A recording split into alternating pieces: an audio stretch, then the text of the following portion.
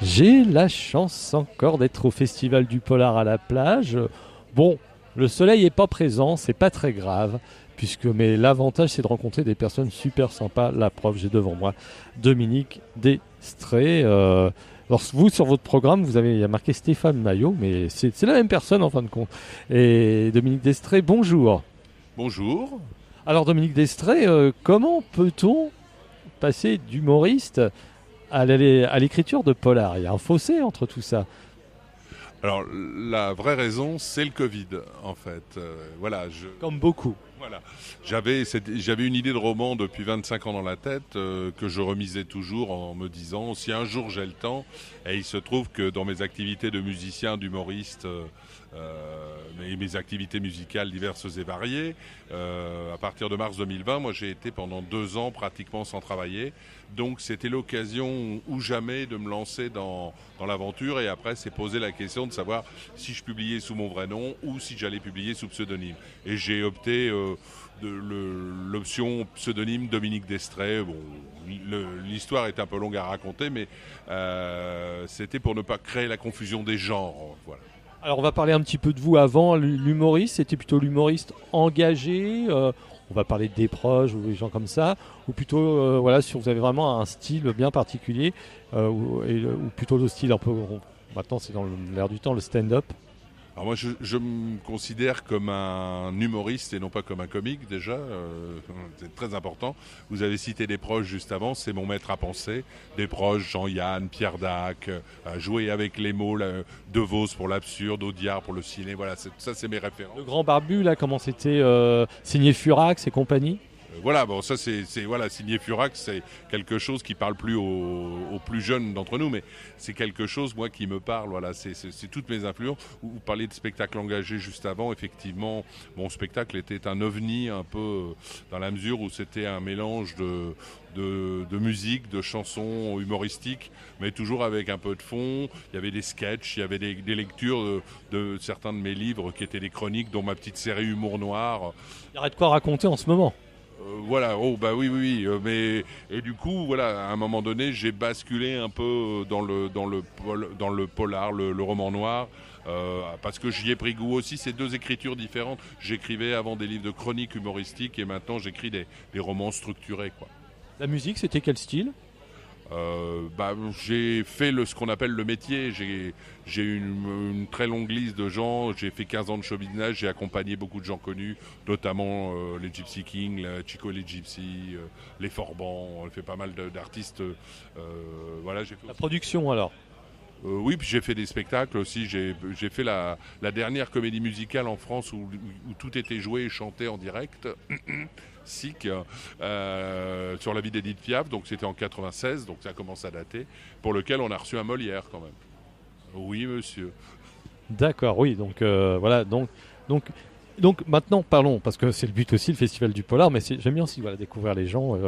Déjà, une question avant. Le Havre, vous connaissiez ou pas du tout? Le Havre, j'y étais déjà venu pour faire des concerts très ponctuels, donc je connais la gare, le théâtre du Havre, la gare, éventuellement un hôtel pour y passer la nuit. Mais j'avoue que c'est vraiment la première fois que je viens sur le front de mer et que je découvre cette ville dont on m'a souvent parlé. Mais c'est la première fois vraiment où je peux dire que je viens au Havre, quoi. Alors, parlez-nous maintenant de votre dernier livre. C'est peut-être pas le dernier. Alors le dernier, c'est un thriller qui est sorti ici il y a un mois et demi, s'appelle Projet Servitude. Il y avait longtemps que j'avais envie de traiter le principe de manipulation des foules, des masses, par l'image, par les écrans, par les réseaux sociaux. Je savais pas trop par quel bout prendre un petit peu ce sujet, et en fait j'en ai fait un thriller qui se passe sur deux époques, une époque de 1925 avec la montée du nazisme et une histoire contemporaine. Et à un moment donné, des destins croisés se croisent justement, et pour donner lieu à un thriller plein de suspense et qui bouscule un peu, qui est pratiquement visionnaire par rapport à sa chute, donc je ne spoilerai pas, mais Ah non, non, bah non, je ne vous demande pas non plus de spoiler. C'est donc une sorte de thriller historique. Non, non, c'est une totale fiction qui, à un moment donné, s'ancre bien dans la réalité actuelle. Et justement, quand je parlais d'être visionnaire, c'est-à-dire que ce qui se passe en ce moment depuis une semaine en France, malheureusement, c'est quelque chose qui était pressenti peut-être dans mon roman, dans mon thriller. Voilà. Est-ce que vous avez lu beaucoup avant de vous lancer dans un... Vous avez des auteurs que vous suivez régulièrement avant de vous lancer vraiment dans l'écriture d'un polar? Parce que vous avez laissé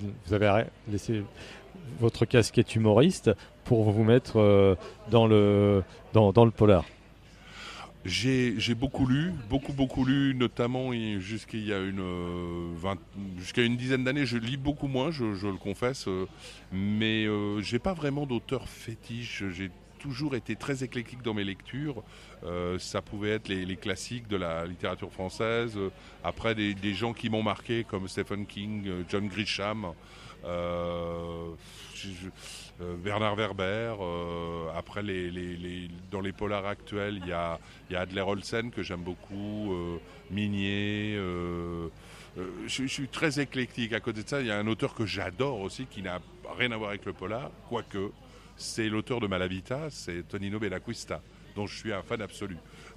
Alors, est-ce que ce livre amène à une suite?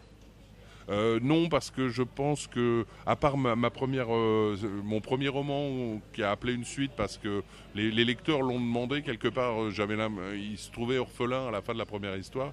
Sinon, je préfère écrire des one-shots bien construits, avec beaucoup de suspense. Je ne dis pas qu'un jour je me lancerai pas dans une saga de nouveau, mais je préfère varier les genres. Le prochain, qui sortira en 2025, je l'espère, ce sera un thriller sur deux époques, une époque médiévale et une époque contemporaine.